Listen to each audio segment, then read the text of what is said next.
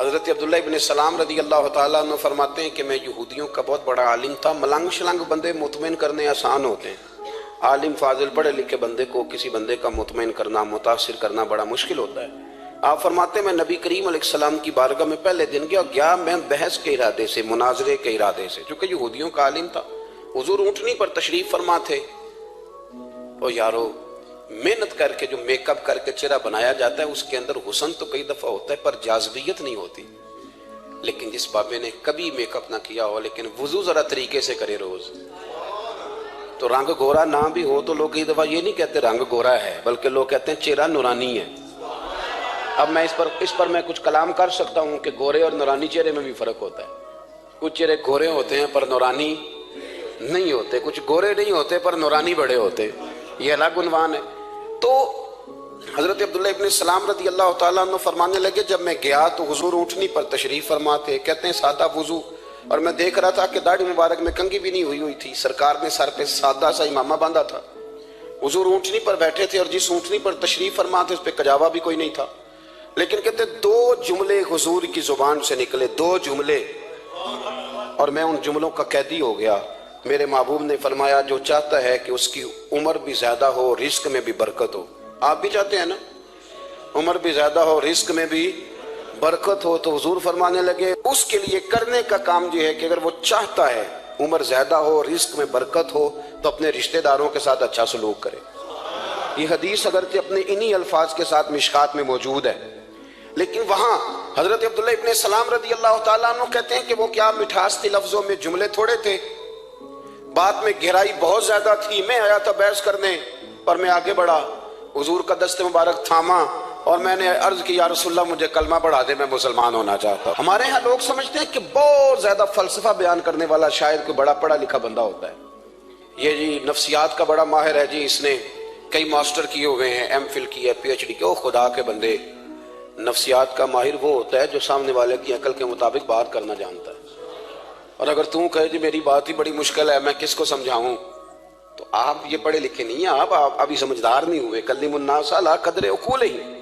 अगर आप पढ़े लिखे होते तो लोग आपकी बात समझते। मेरे रसूल करीम ने कभी कोई मुश्किल बात नहीं की, कभी कोई फलसफा नहीं बयान किया, बल्कि तेरी निगाह नाज से दोनों ही मुराद पा गए।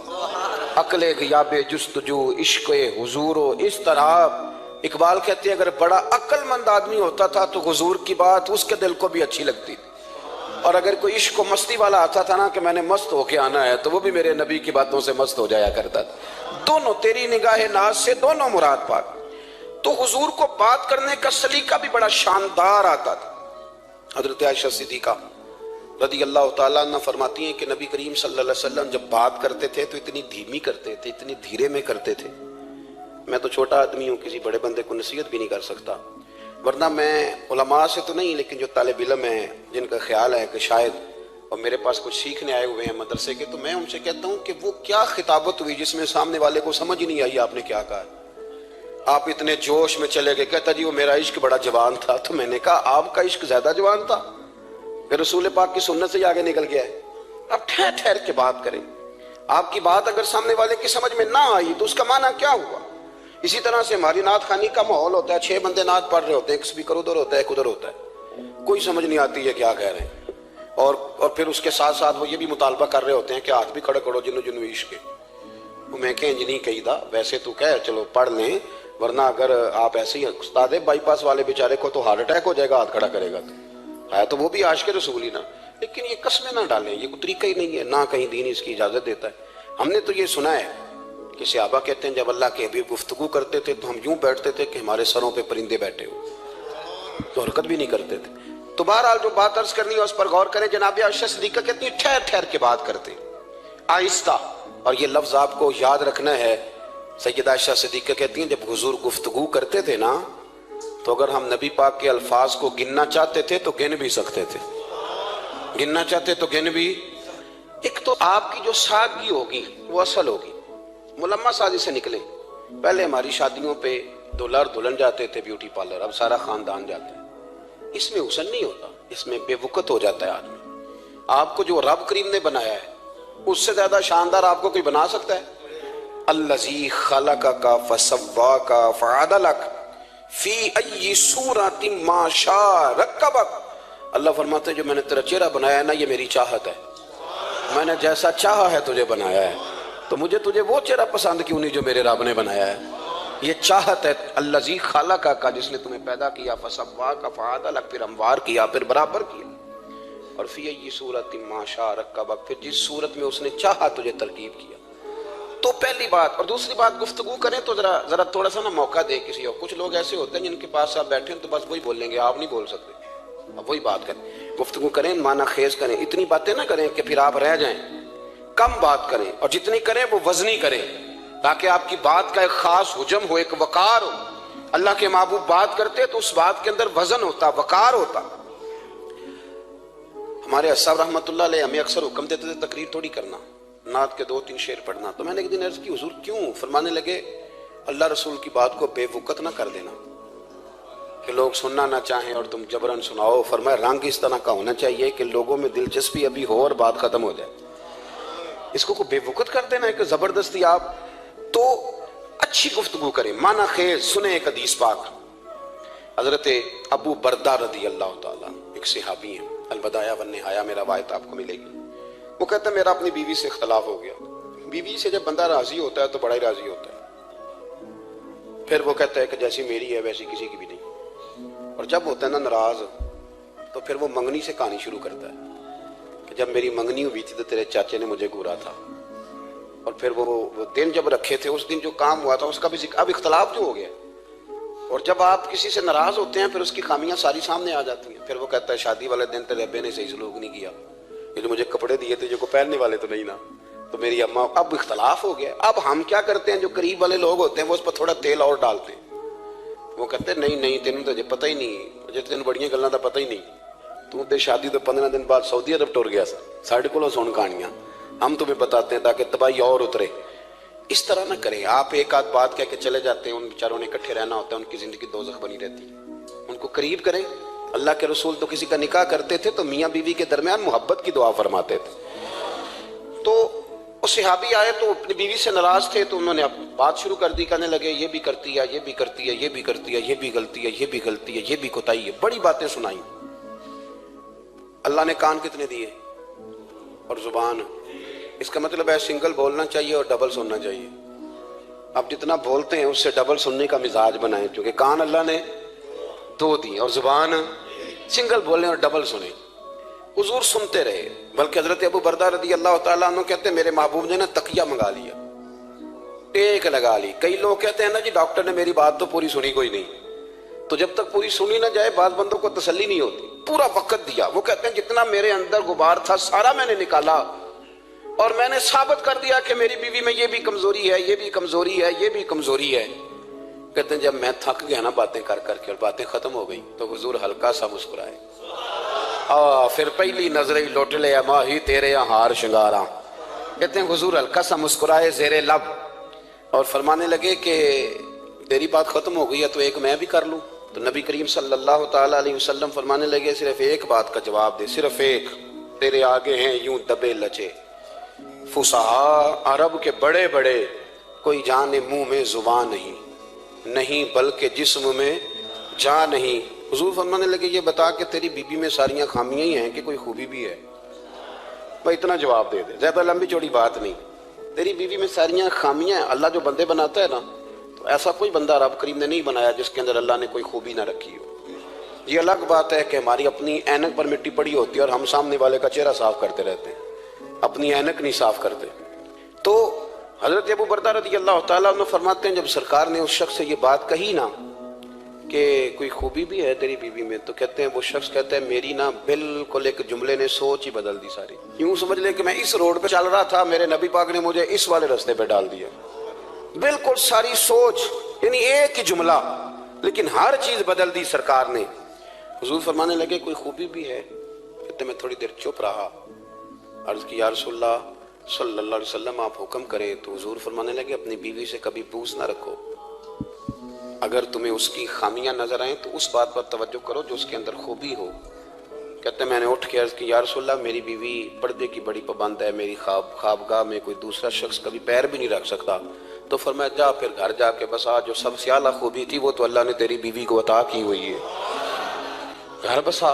तो एक तो सरकार की जाहिरी जो अल्लाह ने आपको हुस्न जमाल दिया था वो बेमिसल था, गुफ्तगू का जो ढाब और सलीका दिया था वो बेमिसल और बेमिसाल था। और फिर जो हुजूर की अदाएं थी ना, काना खुलुकुल कुरान। हजरत आयशा सिद्दीक़ा कहती हैं मेरे महबूब के अखलाक देखने हो तो कुरान पढ़ो। जिन अखलाक का कुरान दर्स देता है वो अमली तौर पर सारे मदीने वाले महबूब में पाए जाते थे। जो सबसे बेहतरीन आदत थी ना, बेहतरीन आदत, वो अल्लाह ने मेरे रसूल करीम को अता फरमाई। हमारा ना अब एक मिजाज बन गया है, हमारे पास लोग बड़े फख्र से बताते हैं कि जी मिसवाक सुन्नत है। अब तो साइंस भी मान गई है कि मिसवाक करेंगे तो आपके वजूद के अंदर जो मुंह में फालतू मादे होंगे जरासीम वो मर जाएंगे। अब साइंस भी मान गई है। मुझे कभी कभी इस लफ्ज से बड़ी तकलीफ होती है। मैं कहता हूँ कि साइंस अगर ना माने तो हमें कोई इस पे फर्क पड़ता है? ना माने साइंस, हमें क्या लेना देना साइंस से? साइंस तो कभी कुछ कहती है फिर कभी कुछ और कहने लग जाती है। साइंस का क्या है? साइंस को मनवाना हमारी ड्यूटी। हाँ, इस तरह का दीन ना बनाओ कि माज़अल्लाह दीन को साइंस का गुलाम कर दो। साइंस कल भी रसूलुल्लाह की गुलाम थी, आज भी मेरे नबी पाक की गुलाम है। तो हुजूर की जितनी अदाएं हैं, जितनी, एक कद्दू शरीफ है, हुजूर ने कद्दू इस्तेमाल फरमाया है। आप चले जाएं किसी भी जगह पे, जिस बंदे को बहुत ज्यादा ब्लड प्रेशर का मसला होना तो आप उसको डॉक्टर कहते हैं कि कद्दू मिले तो उसको इस्तेमाल कराओ। तेजाबियत हद दर्जे इख्तियार कर जाए और अंदर का निज़ाम सारा दरम बरम हो जाए तो उसको कद्दू इस्तेमाल कराओ। और आप उसकी खासियत देख लें, तमाम सब्जियों में से तहकीक भी सबसे ज्यादा उसी पे होती है। मेरे रसूल पाक का एक तरीका मुबारक है। और सहाबा के अगरचे सैयदुत ताम गोश्त है, कानों का सरदार इसे कहा गया, लेकिन हजरत अनस बिन मालिक रज़ी अल्लाह तआला अन्हु फरमाते हैं कि दर्जी ने नबी पाक की दावत पकाई थी। वो दर्जी था, कपड़े सीता था। आप फरमाते हैं कि मैं हुजूर के साथ उस दर्जी के घर गया तो गोश्त और कद्दू पका हुआ था। फरमाते हैं अगरचे सरदार गोश्त ही है पर नबी करीम ने ना गोश्त के टुकड़े हटा हटा के ना तो अंदर से कद्दू निकाल निकाल के खाया। हजरत अनस बिन मालिक कहते हैं मुझे कद्दू पसंद नहीं तो मैंने कभी नहीं खाया था। घर में होता तो मैं झगड़ा करता, पर आज हुजूर की रगबत देखी ना तो कल नहीं पसंद था पर अभी अभी मुझे कद्दू बड़ा पसंद हो गया। मुझे कद्दू शरीफ से प्यार हो गया। जो आला तरीन चीजें थी वो नबी पाक ने इस्तेमाल फरमाई, आला तरीन। जैतून की अफादियत कभी कम हुई है 1400 सालों में? कभी किसी ने कहा हो कि जैतून इस्तेमाल ना करो? कभी इसकी अफादियत में, ये इमामा मेरे नबी पाक की सुन्नत है। सारे पढ़िए सल्लल्लाहु, हुजूर की सुन्नत है ना ये। कभी कोई बंदा ऐसा आपको मिला हो कि उसने इमामा बांधा हो तो किसी ने कहा रहन दे यार तेनू सोहना नहीं लगता? बंदे सारे सोहने तो नहीं ना होंगे। मेरी बात की समझ आ रही है? लेकिन इमामा कभी कोई आपको मिलेगा ही नहीं कि इस बंदे के मिजाज के साथ ये फिट या इसके चेहरे के साथ ये फिट। ऐनक आप ले लें बाजार से, छोटी भी मिलती है बड़ी भी मिलती है। कुछ लोगों के चेहरे पे कुछ चीजें नहीं सेट होती, फिट नहीं होती, लेकिन ये सरकार की चूंकि सुन्नत है और इसका एजाज ये है कि नबी पाक ने फरमाया जुमे वाले दिन इमामा बांध के आया करो। जुमे वाले दिन इमामा बांध के आया करो। जो लोग जुमे वाले दिन इमामा बांध के आते हैं अल्लाह के फरिश्ते उन पर दरूद भेजते हैं। लेकिन इमामा शरीफ होना चाहिए, अपनी मर्जी का रुमाल ना बांध लें, कम से कम 3.5 गज हो और टोपी के ऊपर बांधा गया हो। अपनी मर्जी का तरीका नहीं इख्तियार करें, वो जो शरीयत ने हुदूद बयान की है उसके मुताबिक चलें। मेरी बात की समझ आ रही है? तो जो बात मैंने छेड़ी है वो ये है कि अल्लाह के महबूब रब करीम की दलील है। जितना कायनात के अंदर हुस्न कोई बंदा तलाश करना चाहेगा वो मजबूर हो जाएगा और उसे दरवाजा रसूल पे जाना ही पड़ेगा, उसे नबी पाक के दरवाजे पर उसे जाना पड़े। हम कोशिश बड़ी करती हैं सोने लगने की, बड़े बड़े लोग रूप धारते हैं बेचारे, बड़ा कुछ करते हैं, लेकिन आपको लोग सोना कहेंगे, नूरानी नहीं कहेंगे। मुझे बड़ी कर ले, दाढ़ी रोज बनाए बेशक, लेकिन फितरत दाढ़ी है। हुस्न नाराज हो गया और दाढ़ी बड़ी समझदार है, कभी औरत के मुंह पे नहीं आती, आती मर्द के मुंह पे है, मर्द के मुंह पे दाढ़ी आती। चले मैं कोई बात नहीं करता वरना मैं तो हनफी हूं, मेरे इमाम साहब तो उस बंदे की गवाही कबूल नहीं करते जिसने दाढ़ी न रखी हो। वो कहते हैं इसकी शहादत कचहरी में काबिल कबूल नहीं है, वो तो कबूल नहीं करते उसकी शहादत को भी। अब चले अवाम से डरते डरते कई दफा कुछ बातें नहीं बताई जाती पर बातें हैं तो सही ना। एक बंदे ने दाढ़ी मुंडाई थी तो जनाब उमर ने मदीने से भी निकाल दिया था। उन सानू काने कोई कह गया कि चंगी तरह नेक होगा तां रखी ते रोटी उदन खाई हाँ जिदन चंगी तरह नेक हो जाएगा। उससे पहले क्यों खाते हो? ये कसम उठाओ कि पैसे उस दिन पकड़ने हाथ में जिस दिन चंगी तरह नेक होना है। कुछ लोग कहते हैं मैं अंदर से ठीक नहीं, तो अंदर से ठीक होना तेरी ड्यूटी नहीं, जाहिर ठीक करना तेरी ड्यूटी है, बातन तो रब करीम अपनी रहमत से दुरुस्त फरमाया करता है। तो जो तेरे जिम्मे लगाया अल्लाह ने वो तो करना, जो तेरे अल्लाह ने जाहिरी सूरत से होता क्या है सुनो क्या होता है। मुल्ला रूमी ने लिखा है हजरत मूसा अलैहिस्सलाम के ज़माने मुबारक में एक शख्स था, तो हजरत मूसा अलैहिस्सलाम की नकलें उतारता था। आप कितना लंबा कुर्ता पहनता था, हाथ में छड़ी पकड़ता था, थोड़ा गुस्से से बोलता था, माज़अल्लाह नकल उतारता था। जनाब मूसा कलीमुल्लाह अलैहिस्सलाम की कौम का जब गलबा हुआ तो उन्होंने निकाल दिया उसको, तो नकलें उतारता है, वो निकल गया, शहर से बाहर निकाल दिया। हजरत मूसा कलीम कहते हैं मैं एक दिन कोहे तूर पे गया हुआ था, तो रब करीम ने मुझसे फरमाया कि फलां जगह फलां दरख्त के नीचे मेरा एक दोस्त इंतकाल कर गया है, उसे उठाइए, गुस्ल दीजिए, कफन दीजिए, जो उस दौर का तरीका था, तदफीन कर दे।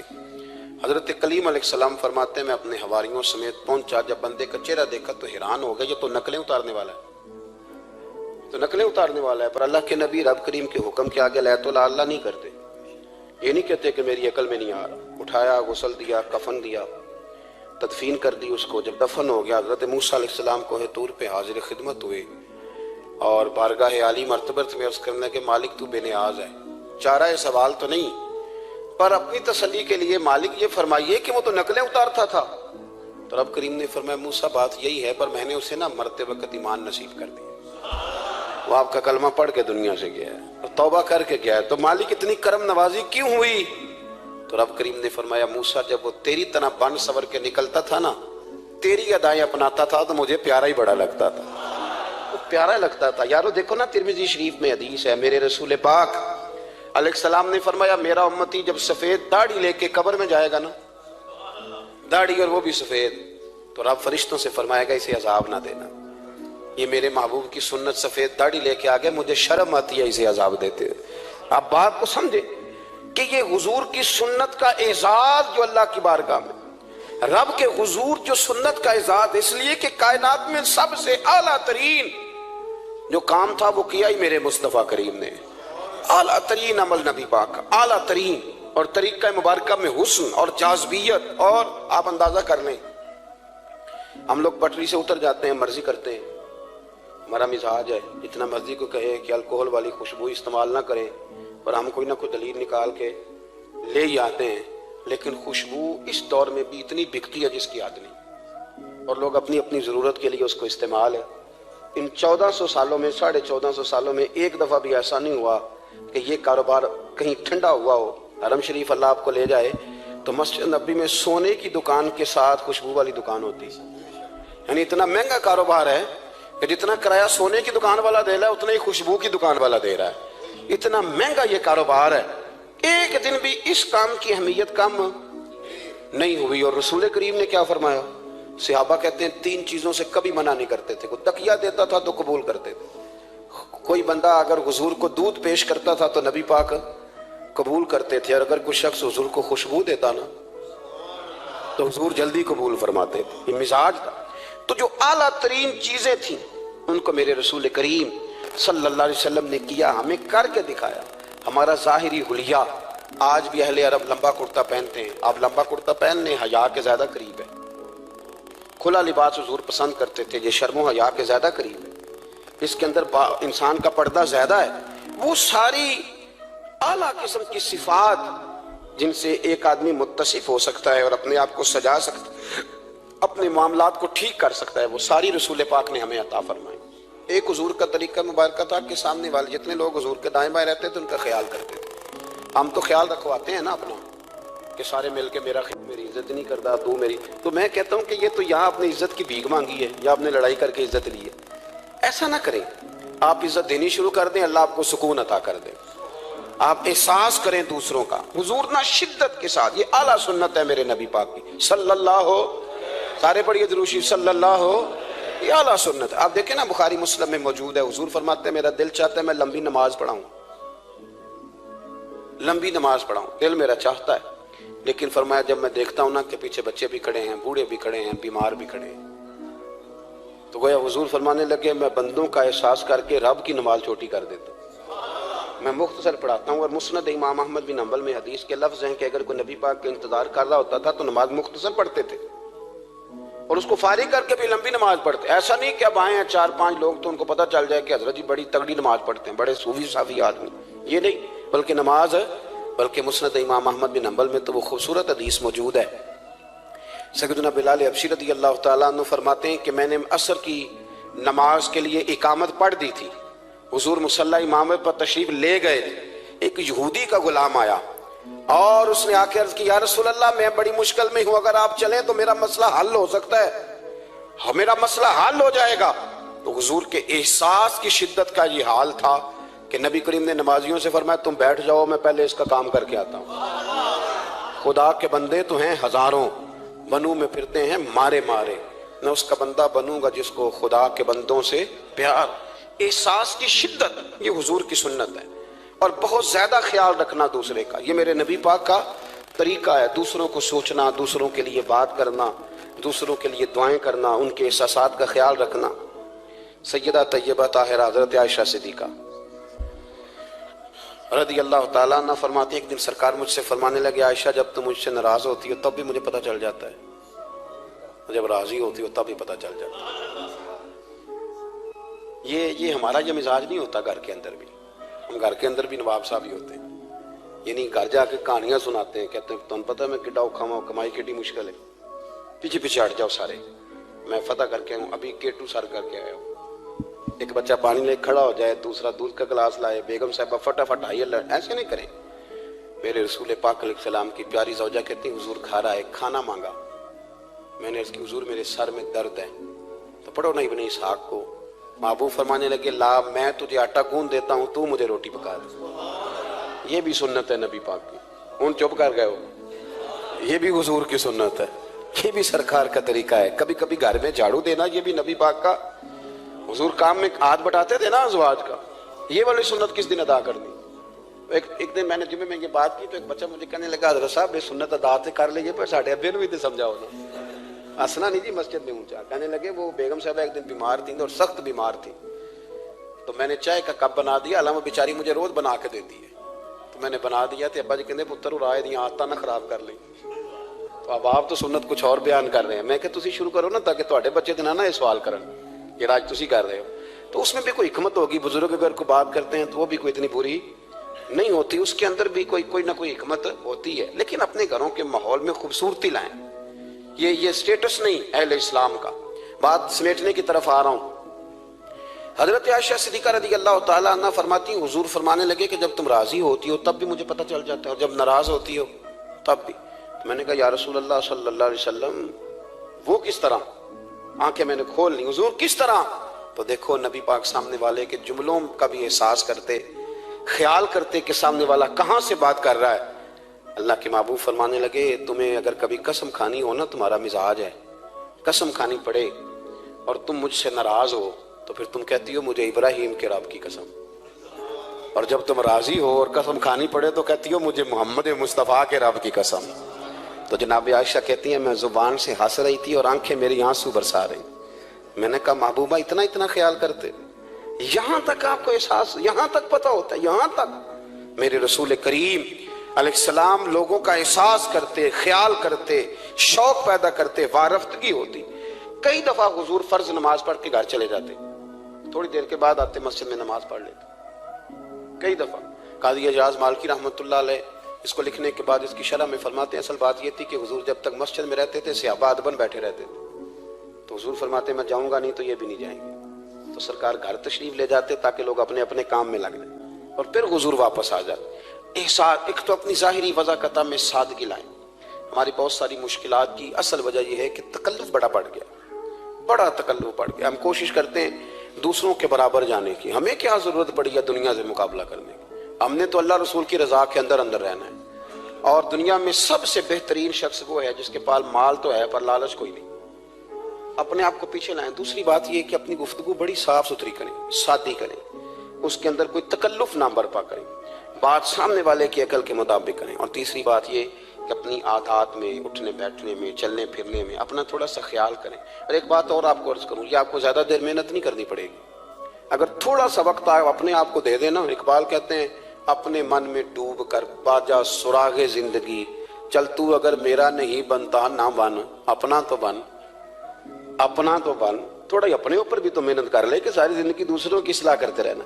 दोस्त कोशिश करे अपनी आदत पे 2, 4, 5 हफ्ते के लिए मेहनत करे ताकि आदतें संवर जाएं, ताकि तबीयतें बदल जाएं। एक हदीस पढ़ता हूँ और अपनी बात को समेटता हूँ।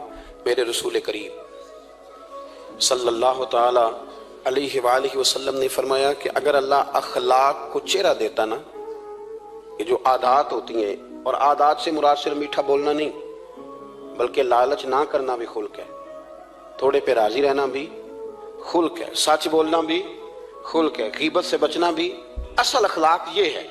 मीठा तो कई दफा लोग अपने मतलब के लिए भी बोल लेते हैं, वक्ती तौर पर काम निकालने के लिए भी बोलते हैं। तो हुजूर ने फरमाया कि अगर खुल्क को अल्लाह तबारक व तआला चेहरा अता करता तो कायनात में सबसे बेहतरीन चेहरा उसने अखलाक का होता, सबसे अच्छा और खूबसूरत। और फरमाया अगर बदखुल्की को अल्लाह चेहरा देता तो बदसूरत तरीन चेहरा इसका होता। इसका क्या माना हुआ कि अगर हमारा किरदार अच्छा है, सोच अच्छी है, लोगों के बारे में नजरिया अच्छा है, एहसास है, तो फिर हमारे अंदर दुनिया का सबसे खूबसूरत इंसान मौजूद। लेकिन अगर हमें अपनी जात के अलावा शायद नजर ही कोई नहीं आती, हम खुद गर्ज हैं, झूठ बोलते हैं, गीबत करते हैं, बदनिगाही करते हैं, लोगों के बारे में बदगुमानी करते हैं, किसी को हकीर समझते हैं, जात पात के चुंगल में उलझे हुए, तो फिर हमारे अंदर एक बदसूरत तरीन शख्स बैठा है। जितनी मर्जी कंगी करें, जितना मर्जी आप अपने आप को संवारें, अंदर की बदसूरतियां जा सकती नहीं। तो कोशिश फरमाएं कि अल्लाह हमें अखलाक का आला जो है वो विज़न अता करे, आला शऊर अता करे। अल्लाह ताला मेरी और आपकी हाज़िरी को मुस्तजाब फरमाए। आखिर दावा।